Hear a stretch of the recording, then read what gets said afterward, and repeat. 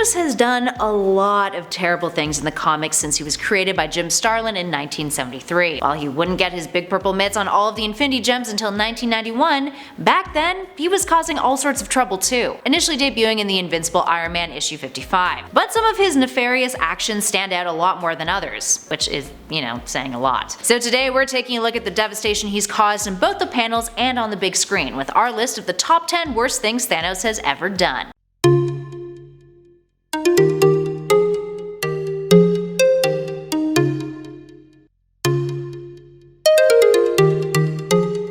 Starting us off in at number 10, he murdered his mother. Nothing like Parasite to start off a list, am I right? Parasite is one of the many awful things that Thanos has done over the years. He straight up murdered his own mother. We got to see this in action in the Thanos Rising story arc in 2013, where we got to see a bunch of flashbacks of Thanos' life when he was young.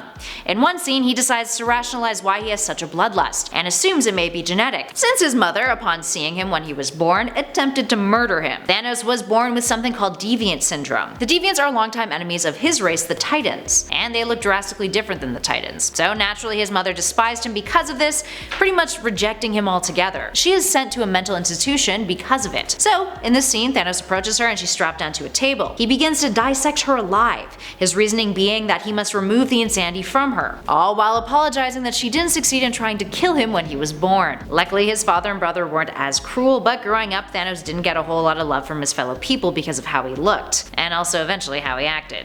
In at number 9, God. Instead of something morally deviant, for this number we're going with something super tacky that the Mad Titan pulled off at the beginning of the 1991 Jim Starlin George Perez comic, The Infinity Gauntlet. The comic that the MCU Infinity War film was loosely based on. In it, Thanos declares himself a god, and then builds this ridiculous structure out of stone in order to give himself an unnecessary ego boost, and to show off to Mephisto. He was really just going along with being Thanos' humble servant as a means of figuring out how he can take advantage of the situation, since Thanos is so clearly mentally unstable and full of insecurities that his newfound powers are overcompensating for. Gotta love Mephisto. Anywho, Thanos pulls a Kanye West, becoming a self-proclaimed god, and everyone's just like, ugh, Thanos, stop it, go away. In at number 8, he cursed Deadpool. How can you curse Deadpool? So Thanos has it bad for Mistress Death, to the point where he'll pretty much do anything to get with her. This includes taking out any competition for her heart. Does Death even have a heart? Anywho, during the Deadpool vs Thanos comics, we learn that Death has the hots for Deadpool. Can you blame her? That doesn't go over well with Thanos, who decides rather than killing Deadpool and therefore letting him be with Death forever, he curses the Merc with a mouth, making him immortal so that he'll never truly be able to be with Death. Talk about some major jealousy issues.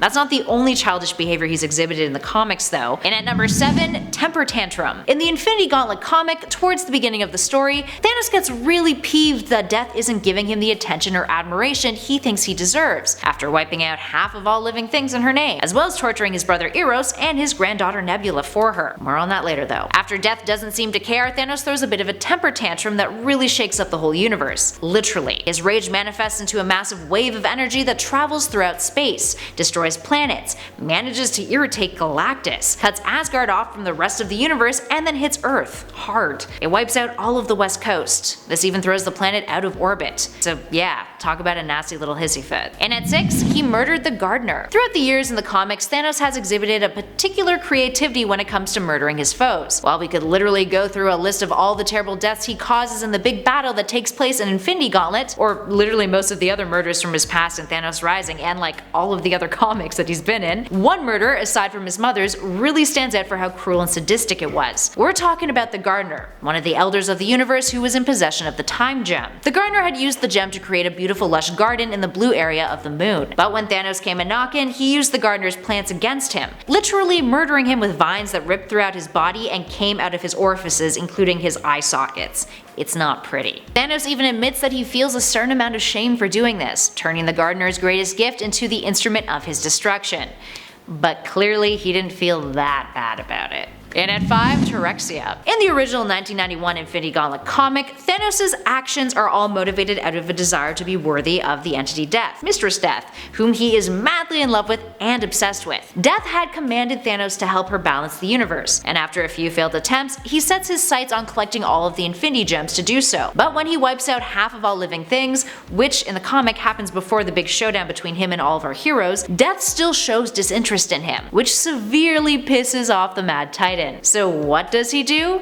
He attempts to make Death jealous by creating a female companion named Terexia, who basically just looks like a female carbon copy of himself. I mean, he does have narcissistic personality disorder, so can you blame him? Anywho, she becomes disposable of sorts when Nebula gets her hands on the gauntlet and teleports Thanos and his carbon copy lady somewhere in deep space. Thanos, when creating Terexia, forgot to give her the ability to not need oxygen to breathe, or just to not need to breathe to live. So in deep space, she dies. But it's no big deal for the Mad Titan. He doesn't seem to really grieve her all that much in the long run. Up next, number 4, he bartered with a baby. Thanos deploys other tactics from time to time when getting what he wants. It ain't just entirely murder and genocide, friends. In this instance, when trying to get the space and reality gems in the comics, he does something a little sneakier. At that time, the Collector and the Runner were the ones who possessed these stones, so Thanos heads over to the Collector first, and promises him that he can trade him something amazing for his collection if he can have the stone. When the Collector considers it,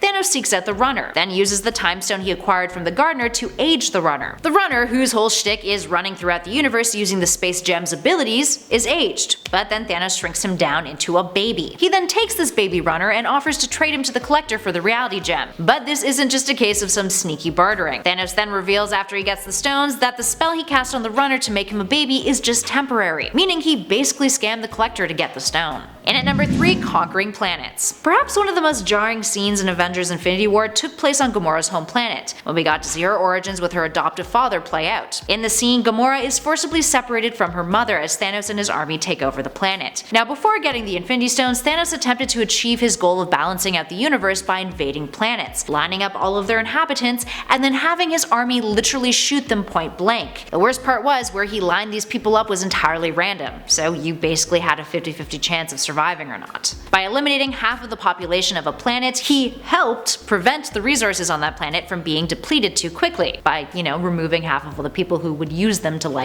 live. It's something he admitted to doing on his home planet Titan in the MCU as well. Now, what he does to Titan in the comics is an entirely different story and also just as terrible. This is a scene that, despite Thanos' connection with young Gamora, looks like it was pulled right out of a history book. The similarities to the Holocaust are a little nerve-wracking and make it a crime that hits a little too close to home for some. Moving on to number 2, Nebula's torture. Sure, if you thought the torture Thanos put his daughter Nebula through in the MCU was rough, wait till you see what he did to her in the comics. Now, in the comics, Nebula is his granddaughter, and the two of them don't have the nicest of histories together. So, in an act to impress Mistress Death, Thanos traps Nebula in what can only be described as a living hell. She's kept withered and in a constant state of absolute pain, to the point of death, but she can never die. It's incredibly sadistic. She's present at his floating fortress when Adam Warlock and all of his rallied superhero and celestial forces attack the Mad Titan. She just watches on. She's floating there seething with a desire for vengeance, and manages to take advantage of the situation. When Thanos thinks he's won, having defeated these enemy forces, she acts, grabbing the gauntlet from his hand and claiming it as her own. She then reverses all of the deaths that Thanos has caused and banishes him to deep space. The story doesn't end there, but it is satisfying as hell to see her come back from that awful state to take revenge on the Mad Titan. And last but not least, in at number 1, the Snap. Obviously, eliminating half of all living things is,